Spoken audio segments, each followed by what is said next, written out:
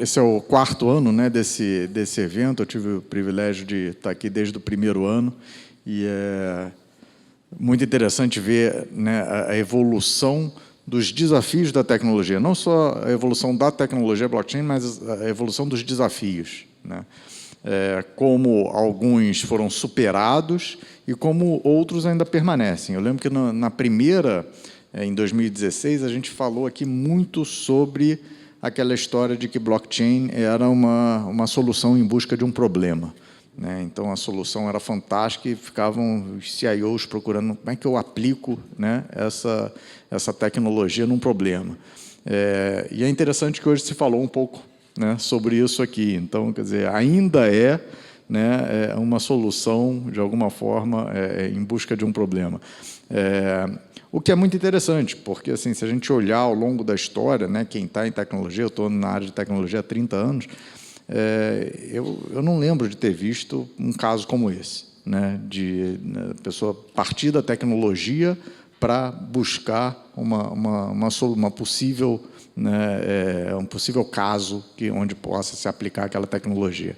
Então, isso é muito interessante, mas eu acho que mostra também muito o que é o potencial da tecnologia, né? Se a gente olhar assim, para todas as indústrias, a gente vê um potencial de aplicação da tecnologia. Agora, a questão é como é que você coloca os principais players daquele ecossistema dentro dessa rede, porque senão ela não faz sentido, né? E como é que você bota isso para funcionar, como é que você prova o business case.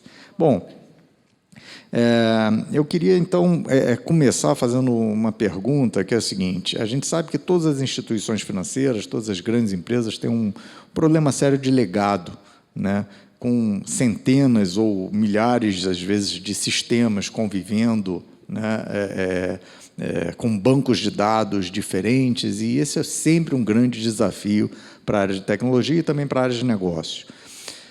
A gente viu aqui que as redes, as soluções de blockchain, elas estão, como o Renato falou agora no final, evoluindo em nichos, né?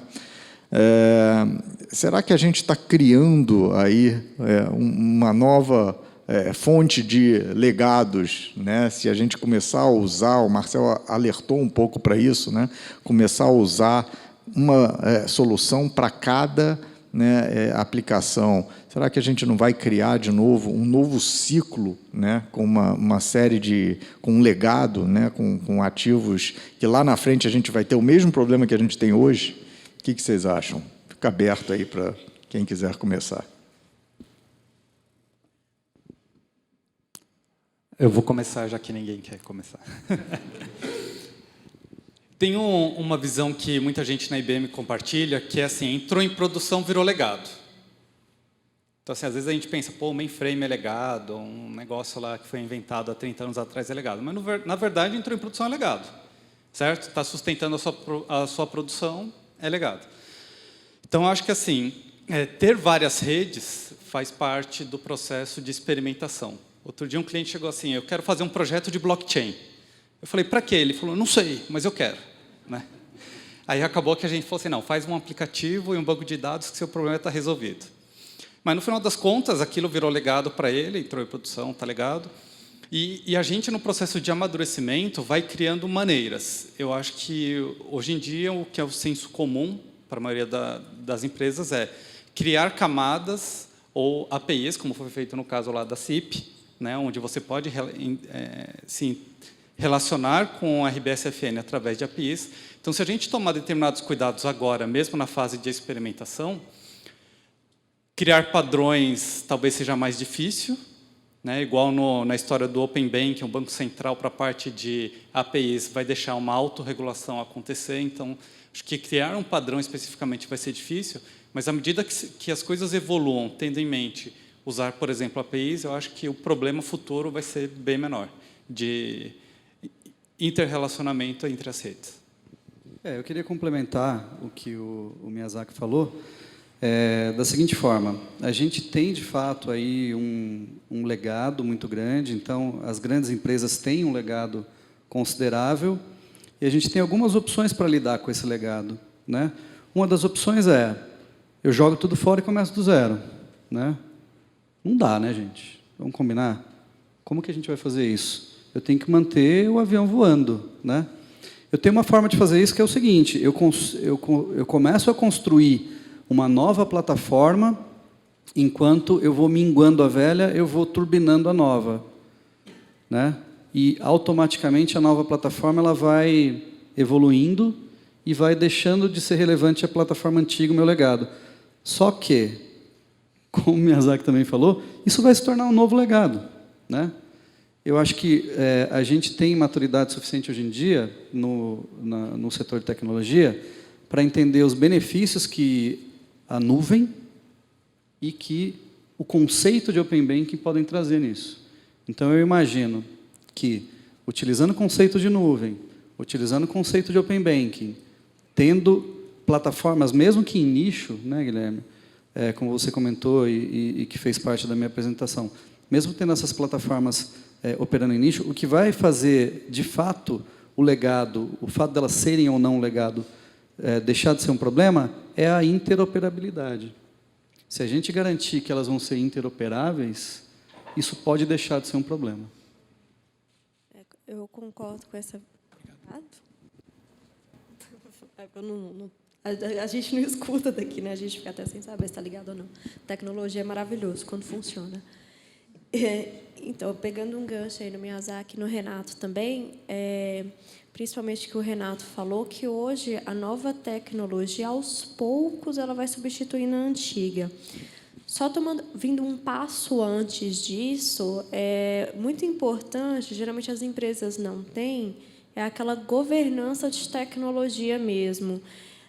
Então, vou dar o exemplo da Wipro. Quando a gente entra numa empresa, acontece muito assim, né? O pessoal fala, eu quero blockchain. Para que você quer? Às vezes você não precisa. Então, o primeiro passo, o primeiro conselho que eu dou para as pessoas é fazer um nivelamento de suas tecnologias, ter essa governança de TI, ver quais as tecnologias eu vou manter, quais podem ser substituídas também. Porque não faz sentido eu também adicionar uma nova tecnologia que vai gerar mais um processo de manejamento aí, mais um legado, né? E ficar tudo bagunçado. Então, esse é um assessment que a gente faz também. E, principalmente, no caso do blockchain, como a gente tem outras partes envolvidas, na maioria das vezes, a gente vai se comunicar com outros atores.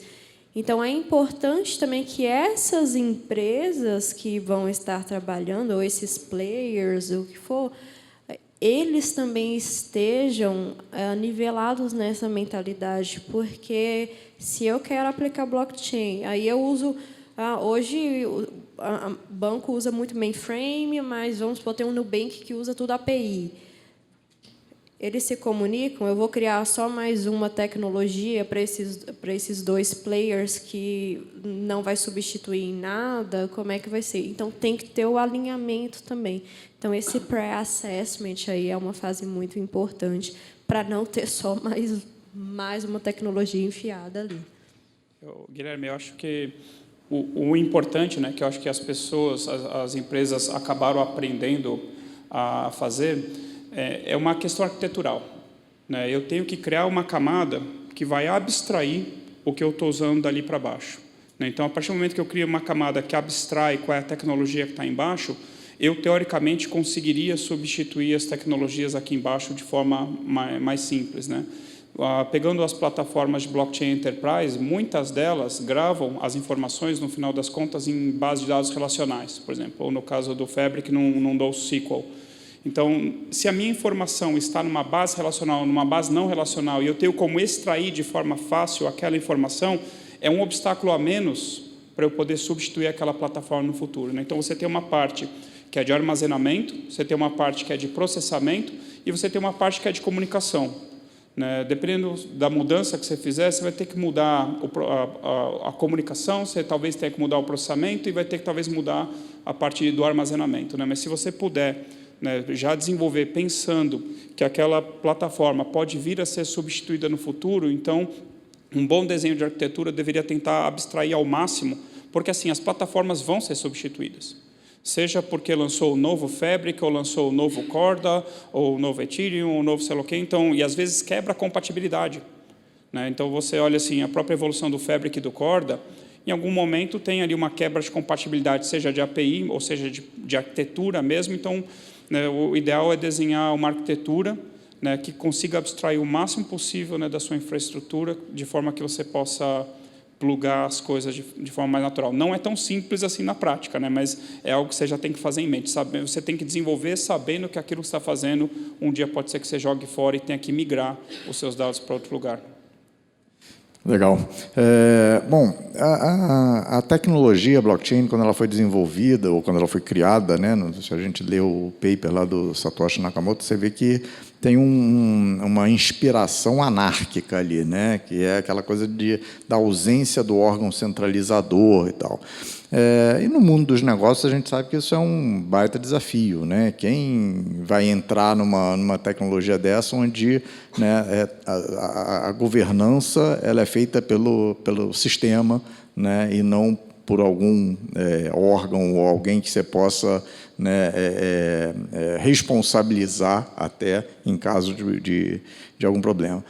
O caso da CIP, o Leonardo mostrou assim, como, né, a CIP tem feito esse papel, e isso era há 3 anos atrás, na segunda conferência que estava o Joaquim aqui, e a gente discutia muito isso, né, o papel, né, de organizações como a CIP nesse processo todo, né, e que a CIP deu uma virada e passou a liderar, né, nesses casos especificamente. Eu queria ouvir um pouco de vocês isso, quer dizer, a governança é o grande desafio hoje, né, para a implementação de blockchain. Como é que vocês veem esse desafio da governança? Eu poderia falar um pouquinho. Eu queria até fazer um gancho um pouco do que você falou da questão anterior, da parte de interoperabilidade e tudo mais. Quando eu analiso interoperabilidade, eu puxo lá para a natureza humana. A natureza humana não é de se antecipar, né? É de querer o ganho primeiro e o bônus primeiro e o ônus depois. A natureza das indústrias também, quando você vai no Economics das indústrias também. A parte concorrencial faz com que todo mundo estava num patamar concorrencial.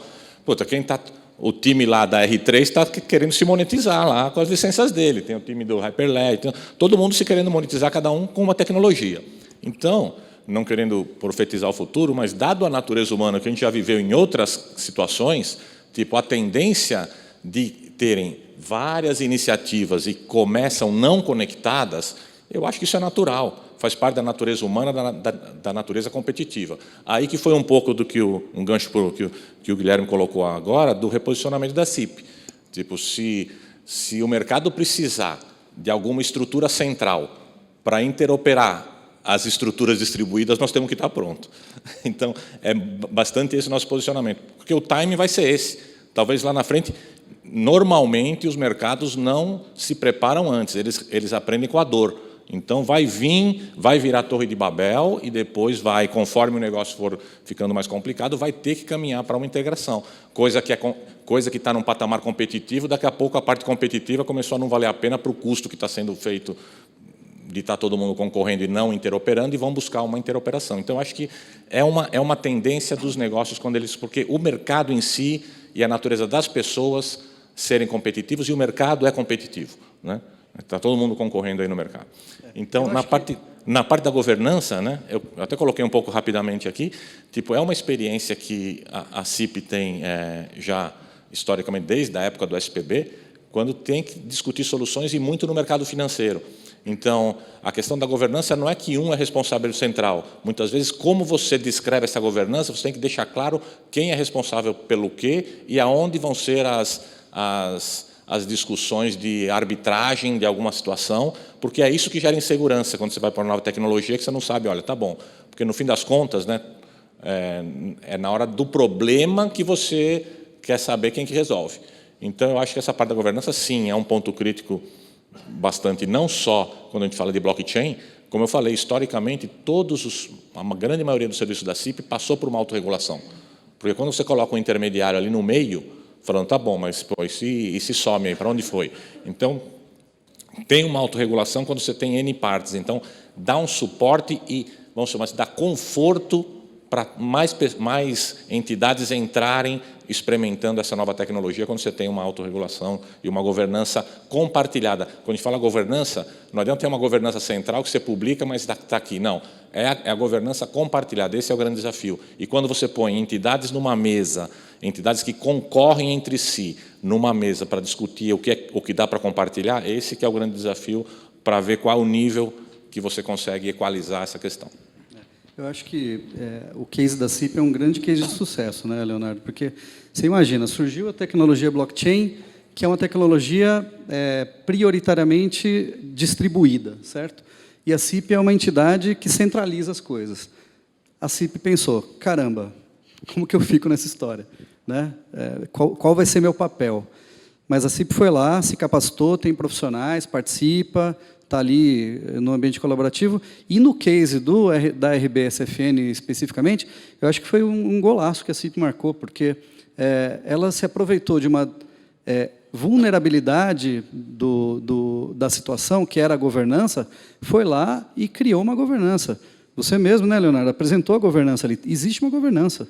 Ou seja, era um problema que estava em aberto, que a gente estava patinando para resolver, chegou lá a CIP e resolveu. Então, realmente, eu acho que a CIP foi bem certeira nessa estratégia.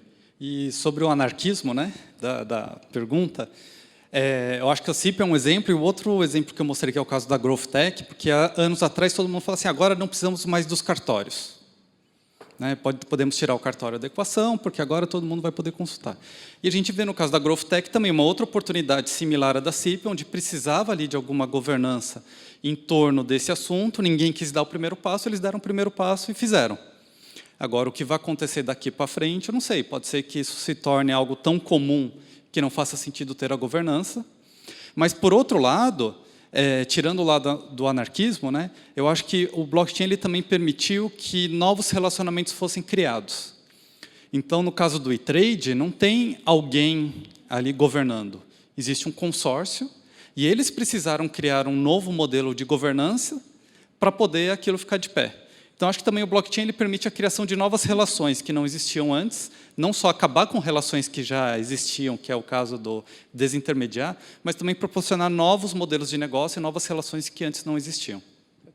Eu tenho uma visão levemente diferente, né, do que foi apresentado aqui, a questão da governança. Depende muito do seu ecossistema. Né? Por quê? Tem várias formas, né, de você montar o seu ecossistema. Tem você com seus concorrentes, que é o que aconteceu no caso do Device ID. Né? Então, eu tenho bancos, tenho instituições de igual peso com relação a mim. Agora, eu posso montar um ecossistema que sou eu com os meus clientes. Aí, esse ecossistema é meu. A governança é minha. Eu não preciso, entre aspas, sentar na mesa com dividir a governança com ninguém. Só que se eu montar um ecossistema meu, o Itaú não vai entrar porque ele não vai se sentir confortável. Então, aqui seria eu, né, com os meus fornecedores, com os meus clientes PJ, que eu falei, empresas médias e grandes. Mas, quando eu tenho uma rede, um ecossistema que eu monto daí, com os meus concorrentes, aí sim, a governança é um problema. E é interessante, né, o caso da CIP, porque, apesar dela ser uma associação, uma empresa, a governança sempre foi distribuída lá dentro. Por quê? Você tem o conselho, e o conselho é formado por quem? Pelos bancos, né? Pelos diretores estatutários dos bancos. Então, a própria convenção da RBSFN ou do Device ID, você tem uma governança distribuída, né, que nem ele comentou, mas que já era aplicada em projetos centralizados. Então, a questão da governança distribuída ou centralizada vai muito da natureza do seu negócio. Se o negócio é centralizado, se é distribuído, mas eu quero só dizer, então, que a governança, apesar da solução, às vezes, ser blockchain, pode ser que você já tenha um modelo de governança distribuída, que nem a CIP tem, que pode ser perfeitamente aplicado. E em situações que são somente da minha rede, do meu ecossistema, a governança também é da forma como já era. Assim, o Bradesco é dono dessa rede, então o Bradesco dita a regra de quem entra, de quem sai, quais são as penalidades, né, que nem o Renato citou. Então, na verdade, tem situação de blockchain que a gente está discutindo se a gente cria um consórcio, se a gente cria uma associação, se a gente cria uma empresa SA para fazer a governança, mas nada mais é do que resolver da forma como a gente já resolvia. Né? Você tem as Decentralized Autonomous Organizations, né, em blockchain, por exemplo, numa rede pública que nem o Ethereum, e, no fundo, ali também é votação, que é o que acaba acontecendo num conselho de uma empresa, né, votação, às vezes com peso, dependendo do stake, né, que você tem, mas é só uma forma diferente, né, de você fazer aquele conselho que já era distribuído com votação. Né? Esse ponto é muito importante porque a gente estava acostumado a ver antes, né, de blockchain, concorrentes sentarem na mesa para discutir agendas da indústria, né? Então, regulação e essas coisas. E com blockchain a gente está se acostumando a ver concorrentes sentarem para discutir novos modelos de negócio, né? E discutirem em forma de colaboração, né? Então, tem uma mudança cultural aí que certamente é bastante importante. Eu queria esquentar um pouco o debate aqui, fazer uma pergunta bem objetiva. Vocês já viram um projeto de blockchain trazer redução de custo? Já.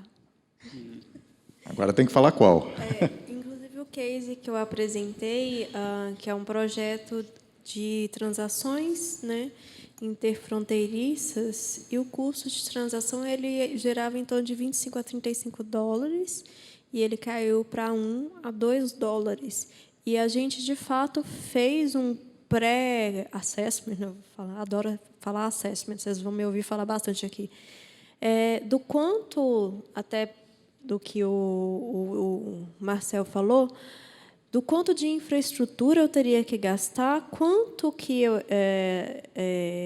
para poder fazer isso, não só a estrutura, do negócio também precisaria mudar, se valeria a pena para o objetivo que eu queria atingir. E, nesse caso, valeu sim. E aí a gente conseguiu fazer essa redução. Esse 1 a 2 dólares já é o custo da transação envolvendo toda a infraestrutura que eu tenho para sustentar. Aí, vamos lá. De redução de custos, assim, em si, esse é provavelmente o projeto mais expressivo que eu já vi. Há outros projetos, eu acho, talvez o Miyazaki pode falar aqui, né? Mas teve um expressivo, esse sim gerou um resultado. Eu acho que tanto os casos da TradeLens quanto do Food Trust, eles diminuíram custos. Como o Marcel falou, às vezes você tem o custo para o negócio e o custo de TI. Então, os dois aumentaram o custo de TI, com certeza, né? Só que para o TradeLens, pela cadeia de partes, né, ou empresas que é envolvida no transporte de mercadorias, fez sentido, né? E no caso do Food Trust, do Walmart, o maior custo era o custo de imagem, né? Era o custo deles de imagem de ter um produto que alguém consumiu no Walmart, passa mal, ou até mesmo vir a falecer, né? Para eles esse custo era muito maior. E eles foram espertos, só pegando o gancho do Marcel, né? Eles são donos da cadeia ali, certo? Todo mundo quer se relacionar com o Walmart, né, que é vender através do Walmart. Então, eles se aproveitaram dessa governança ou desse relacionamento que eles tinham para falar assim, todo mundo vai ter que entrar na rede blockchain. É tão simples quanto isso. Se você quer ser fornecedor do Walmart, você vai ter que entrar na rede blockchain. Então, ele até distribuiu o custo, né, porque ele tem parte do custo, mas ele passou o custo também para os fornecedores e para todos os envolvidos. Então, assim, teve uma redução do custo da imagem, no caso do Walmart, e, no caso do TradeLens, teve redução do custo operacional, embora nos dois tenha aumentado o custo de TI. Eu acho, né, Guilherme, que tem para responder a sua pergunta, eu gostaria de colocar assim, depende muito do quão ineficiente era o processo anterior, né? Porque você pega um processo que já tem um custo baixo, por exemplo, registro de boleto na CIP. O registro de boleto ele custa centavos. Será que fazendo isso em blockchain eu consigo fazer ainda mais barato do que a CIP me faz? É difícil, entendeu? Porque ele já está ali espremendo ao máximo que ele pode.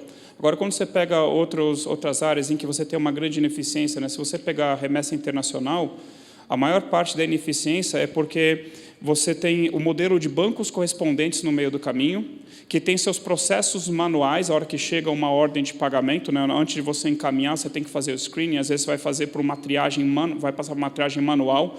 Então, muitos dos custos, né, que nem eu falei, às vezes vêm de você integrar sistemas, até mesmo dentro de casa, automatizar processos, ou às vezes, né, no caso de criptomoeda, no uso de pagamento internacional, você consegue desintermediar essa cadeia, mas porque você também está mudando o modelo de negócio. Você tira o modelo do banco correspondente, que pode ter vários intermediários no meio do caminho até chegar no destinatário, e você troca pelo modelo de exchange, né, onde você converte a sua moeda fiduciária numa criptomoeda que aceita do outro lado do mundo, que tem uma exchange que converte de volta numa moeda fiduciária, se for o caso.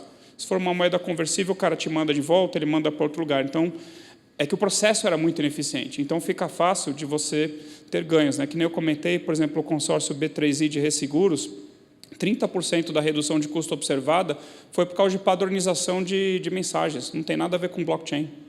Entendeu? Então, por quê? Porque era muito ineficiente. Então, onde que tem maior chance de redução de custo? Onde é muito ineficiente. Você pega uma coisa eficiente, registro de boleto, alguma coisa assim, fica difícil você espremer mais ainda. Né? E você pega, por exemplo, o projeto do Device ID, a gente nem sabe se os negócios vai se pagar ainda.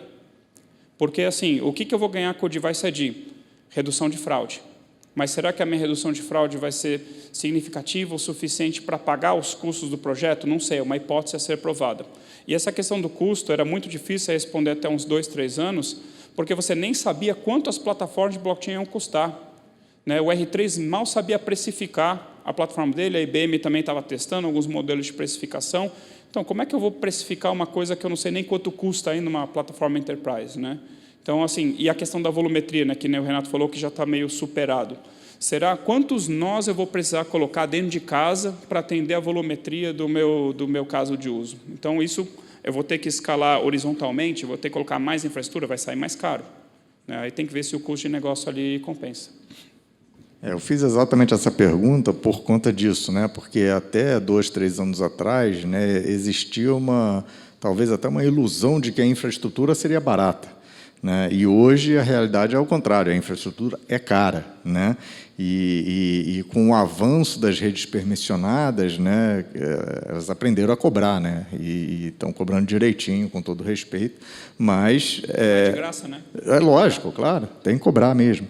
Mas o fato é que isso mudou muito o business case. Porque o business case era muito, né, a gente ouvia muito falar, não, vai ser as próprias consultorias falavam nisso, o potencial de redução de custo é de dezenas de bilhões de dólares na indústria bancária, né, com o uso de blockchain. E hoje a gente está vendo que não é exatamente esse o ponto. Né? Até porque há alguns anos atrás também, o que a gente tinha era muita proof of concept, muitos cases. A gente não tinha ainda um timing que a gente conseguiu mensurar esse resultado.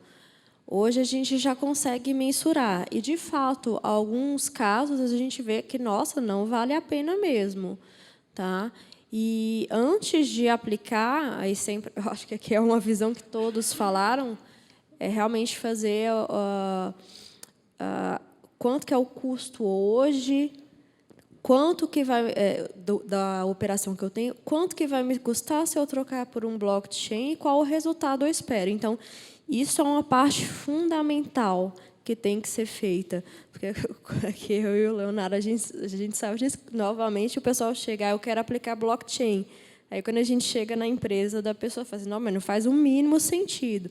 Então, hoje, a gente já tem essas lições, né, para saber o que funciona, o que não funciona, e, inclusive, em termos de precificação, porque a gente já consegue mensurar também quanto de retorno isso espera dar. Então, estamos evoluindo, ainda tem muito chão, mas está um pouquinho melhor do que 2 anos atrás. Sem dúvida. Temos pergunta da plateia. Se alguém tiver pergunta, é só levantar a mão, que a gente leva um microfone. Enquanto isso, eu vou fazendo as minhas aqui. Então, dentro desse ponto do business case, né, já que não é redução de custo mais, né, o que aprova um business case de blockchain? Quais são os principais pontos? Eu acho que a eficiência do processo, o Marcel comentou. Isso realmente, antes a gente tinha vamos supor, uma transação ou alguma coisa que durava dias, hoje a gente dura em segundos. Então, para o cliente isso é muito importante, porque às vezes é algo urgente. Então, essa eficiência justifica, tá? A questão também que às vezes o custo em si ou o valor adquirido, ele não é só o monetário, ele tem um valor de marca também, e isso gera mais valor para a empresa e coisas assim. Então, a gente pensa nessas questões. E, complementando, além do marca e operacional, né, tem alguns casos que são regulatórios. Então, o blockchain ele também permite, ele tem um lado do auditor, né, ou da auditoria que é forte, você pode ter uma parte que só audita ali. E a gente vê alguns casos acontecendo, inclusive no Brasil, de redes nascendo por conta do regulador. Então, o regulador aperta nas questões de eu preciso ter mais visibilidade e tudo mais, e o blockchain acaba sendo, quando não existe outra solução, uma forma de implementar as demandas do órgão regulador. Então, é um outro cenário que aí não tem como fugir, certo? Tipo, pagar imposto, todo mundo, ou pelo menos fazer a declaração, né? Todo mundo acaba fazendo. Então, é algo que também aprova business case, o lado regulatório. Tem a questão estratégica, né? Porque, às vezes, você até assume um projeto que não vai te dar um retorno, mas é um posicionamento estratégico. Tem muito a ver com aquilo que você quer construir. Né? Por exemplo, nós temos aí um projeto aí na indústria financeira, né, do registro de título privado de captação. Ele é uma primeira camada.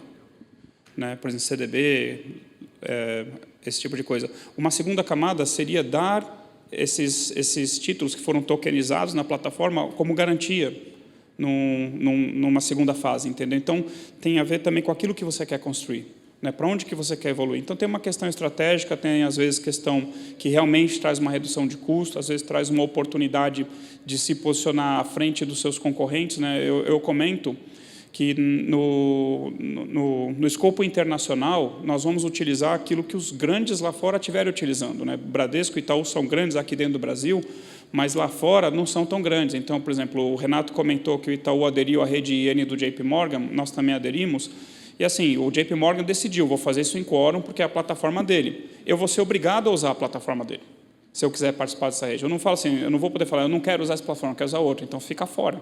Então, eu vejo que tem dois cenários bem interessantes, né? Tem problemas que são industry-wide, né, que resolve o problema no mundo inteiro, por exemplo, a parte de trade finance, né, que a IBM tem abordado bastante, a parte de supply chain finance. Então, são soluções que endereçam problemas industry-wide. E tem coisas que é para dentro de casa, problemas específicos aqui do cenário brasileiro, né? Tem, talvez, outros países que tivessem uma necessidade de modernizar a infraestrutura financeira mais do que o Brasil. Então, correram mais nesse sentido, entendeu? Então, às vezes, depende muito das suas eficiências e ineficiências, das suas forças, suas fraquezas. Então, tem projetos que você fala assim, olha, eu tenho que fazer, porque não dá para continuar fazendo do jeito que a gente fazia, que está igual a 10, 20, às vezes 30 anos. Então, tem coisas que precisamos fazer, vamos ter que fazer de qualquer jeito. Blockchain é uma solução possível, então vamos por esse caminho. Então, tem coisas que aqui dentro de casa, que a gente fica discutindo no GT de blockchain, que você não vai achar uma solução de prateleira de alguma empresa que atende internacionalmente. É coisa que a gente vai ter que resolver dentro de casa. Nós cremos, né, por outro lado, que o Device ID ele pode ser utilizado em escala global, né, vai muito ali da padronização do ID que você cria, pode extrapolar para outras indústrias, como o e-commerce.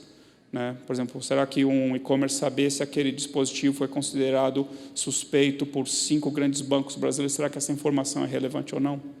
Então, tem coisas que precisam ser feitas, independentemente se vai trazer retorno a curto ou médio prazo. Nosso tempo está acabando aqui. Uma última pergunta, até pegando um gancho disso que você falou, Marcelo. A gente poderia dizer que existe uma tendência, né, da gente migrar mais para redes privadas e consórcios em detrimento das redes públicas? Eu acho que essa, por enquanto, é a situação que a gente tem, né? É muito mais fácil para as grandes empresas aderirem a consórcios que são construídos em cima de redes permissionadas, onde você tem o controle, você sabe quem vai participar, você sabe como seus dados vão ser tratados, tem um acordo de cavalheiros ali de como as coisas vão acontecer, né?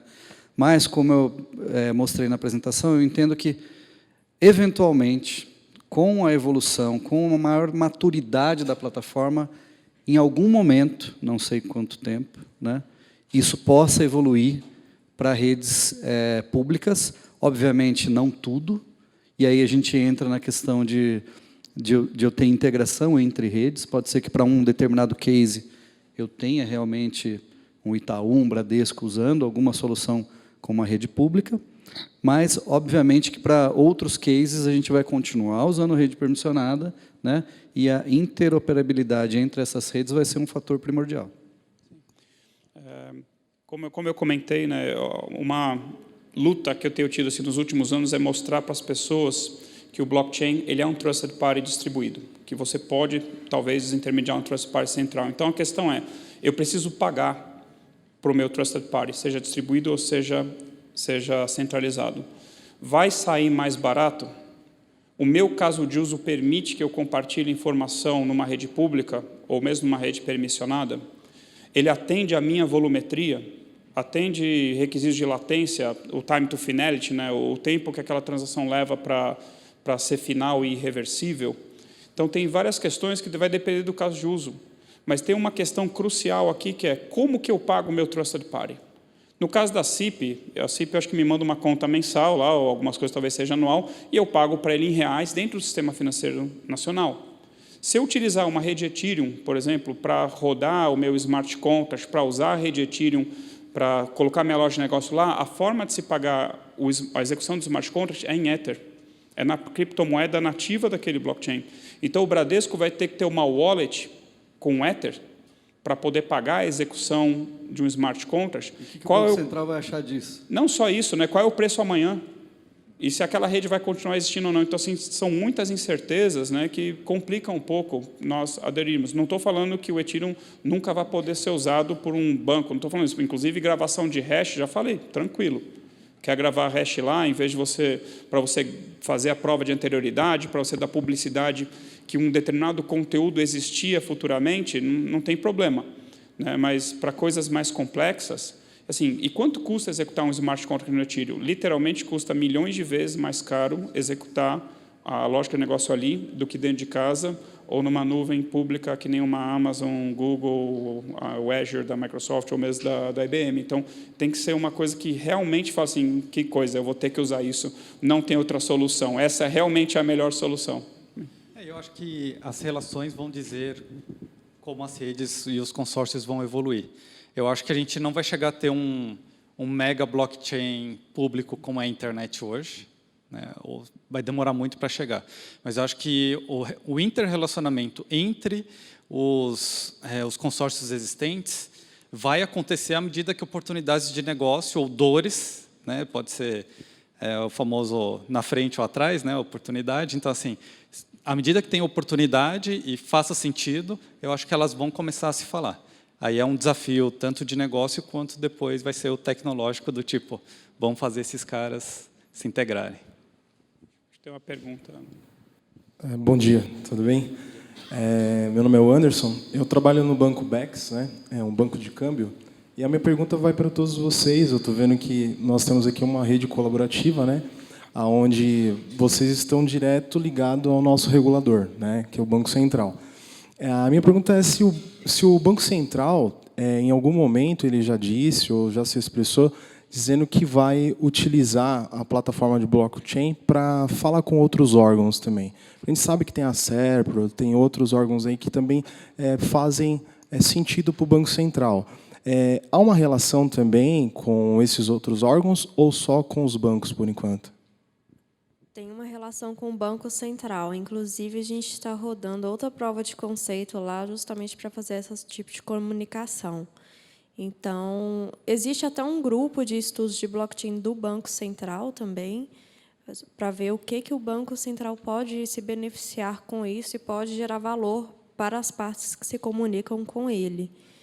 Então, a gente espera que dê certo, né? Mas, sim, já tem uma prova de conceito rodando lá e não é a primeira. Tá? Então... O Banco Central ele tem um projeto chamado PEER, né, que ele construiu em cima da plataforma Quorum, que é para troca de informações não financeiras, né, entre alguns órgãos governamentais. Então, depois você dá uma procuradinha. O projeto PEER ele tem outros derivados, mas na mesma linha. Eles trocam metadados. Né? Olha, eu tenho essas informações sobre essa pessoa física, eu tenho essas informações. Né? Que tipo de informação? Não exatamente conteúdo. Depois o conteúdo eles trocam de forma mais privada. Né? Mas tem sim projetos.